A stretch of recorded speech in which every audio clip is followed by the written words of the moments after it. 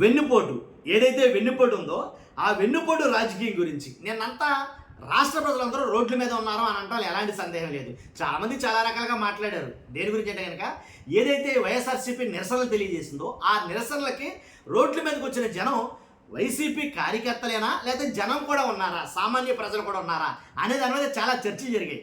నన్ను అడిగితే సామాన్య ప్రజలు చాలామంది ఉన్నారు రోడ్ల మీద. ఏంటంటే కనుక 2 ఏళ్ల పాలన పైన విసిగిపోయిన చాలామంది జనం రోడ్ల మీదకి వచ్చారు. డిఎస్సి అభ్యర్థులు కావచ్చు, నిరుద్యోగులు కావచ్చు, ఇలాగ ఒకళ్ళిద్దరని కాదు కానీ అన్ని రకాల ప్రజలు రోడ్ల మీదకి వచ్చారు నిన్న అయితే కనుక. కాబట్టి వాస్తవంగా మాట్లాడాలంటే కనుక వైసీపీ పార్టీ భారతదేశంలోనే ఒక రికార్డు సృష్టించిందని చెప్పాలి. నిన్న మాత్రం ఏదైతే గ్లోబల్ ట్రెండింగ్గా హ్యాష్ ట్యాగ్ తోటి వెన్నుపోటు రాజకీయంగా 2 ఏళ్ల పాటు ఏదైతే వెన్నుపోటుకు 2 ఏళ్ళు అనే దాని మీద ఆ హ్యాష్ ట్యాగ్ తోటి గ్లోబల్ ట్రెండింగ్ అయ్యింది నిన్న. కాదు మీరు చూసుకోవచ్చు, చెక్ చేసుకోవచ్చు. కాబట్టి అంటే వైసీపీ పార్టీ అంటే ఏంలా ఒకటి తనకున్న ఓటింగ్ పర్సంటేజ్ 40%, దాంట్లో ఎలాంటి డౌట్ లేదు. అది పెరిగిందే తప్ప తగ్గటం అయితే లేదు. కాబట్టి ఒక్క మాటలో చెప్పాల్సి వస్తే కనుక వెన్నుపోటు రాజకీయం 2 ఏళ్ల పాలనలో వెన్నుపోటు రాజకీయం గురించి వైఎస్ఆర్సీపీ చేసిన నిరసనలన్నీ కూడా గ్రాండ్ సక్సెస్ అయ్యానే చెప్పాలి. వాస్తవంగా అయితే కనుక ఏంటంటే అన్ని నియోజకవర్గాలను అన్ని జిల్లాల్లో చేసినటువంటి ఈ కార్యక్రమం విజయవంతంగా చేశారనే చెప్పాలి. ఉన్నమాట మాట్లాడాల్సి వస్తే కనుక ఏదో 10 మందితోటో 5 మందితోటో మొక్తసరిగా ముగింపుగా చేయలే. ఎక్కడ కూడా భారీగా నిరసనలు అయితే తెలియజేశారు. చాలా చోట్ల పోలీసులు అడ్డగించినప్పటికీ, చాలామంది నాయకుల్ని పోలీసులు అడ్డగించినప్పటికీ విజయవంతంగా పూర్తి చేశారు. ఆ దెబ్బతోటి నన్ను అడిగితే కనుక కేంద్ర ప్రభుత్వం దగ్గర కూడా సరైనటువంటి ఈ విషయం గురించి సమాచారం సేకరించింది. కేంద్ర ఇంటెలిజెన్స్ వర్గాలు ఏవైతే ఉన్నాయో దీని గురించి వాళ్ళు సేకరించారు. ఒక్క మాటలో చెప్పాల్సి వస్తే కనుక ఏదైతే వీళ్ళు హామీలు ఇచ్చారో ఆ హామీలన్నింటికి వెన్నుపోటు పొడిచారు. హామీలకి వెన్నుపోటు పొడుస్తారనే బీజేపీ కూడా దీంట్లో ఇన్వాల్వ్ కాలేదు. ఒక్కసారి మీరు బ్యాక్కి వెళ్తే కనుక అంటే ఏదైతే ఎన్నికల హామీ ఉందో ఎన్నికల హామీకి వీళ్ళు ఏదైతే బాండ్లు ఇచ్చారో లేదా హామీ పత్రాలు ఇచ్చారో వీళ్ళ ఎన్నికల మేనిఫెస్టో ఏదైతే ఉందో ఆ మేనిఫెస్టోలో బీజేపీ వాళ్ళ ఫోటో ఉండదు. చూసారా లేదు?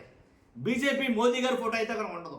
కాబట్టి ఎందుకంటే కనుక వద్దు అని అన్నారని మేనిఫెస్టోలో వీళ్ళ ఫోటోలు మాత్రమే ఉంటాయి.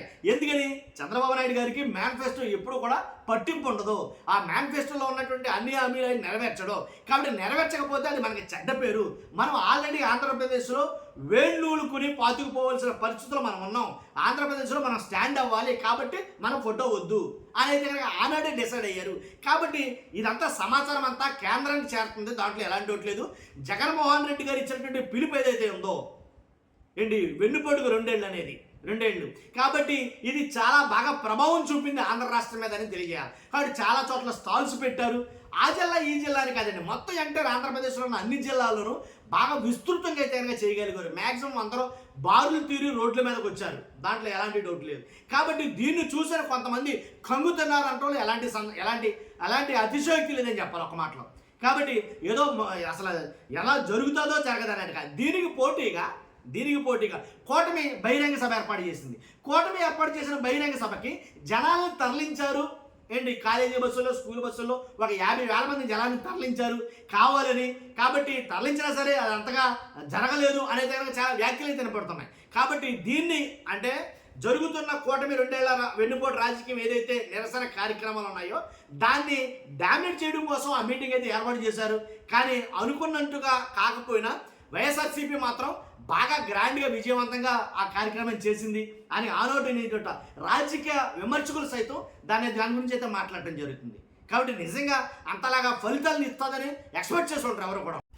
వాళ్ళలో వాళ్ళు ఎవరో కూటమి ప్రభుత్వంలోనే వాళ్ళ నాయకులే చాలామంది మాట్లాడుకునేటట్టుగా వచ్చిన జనాన్ని చూసి నిజమే హామీలన్నీ మనం నెరవేర్చలేకపోయాం, 2 ఏళ్ళు గడిచినా సరే చాలా హామీలు మనం వదిలేసాం, 143 హామీలకు మంగళం పలికేశాం అని కూటమి నాయకులే చాలామంది మాట్లాడుకున్నారంట. అంతెత్తున అది జరిగింది. కాబట్టి కూటమి నాయకులు మాట్లాడుకునే విధంగా ఆ నిరసన కార్యక్రమాలు అయితే జరిగాయి. 143 హామీలకు మంగళం.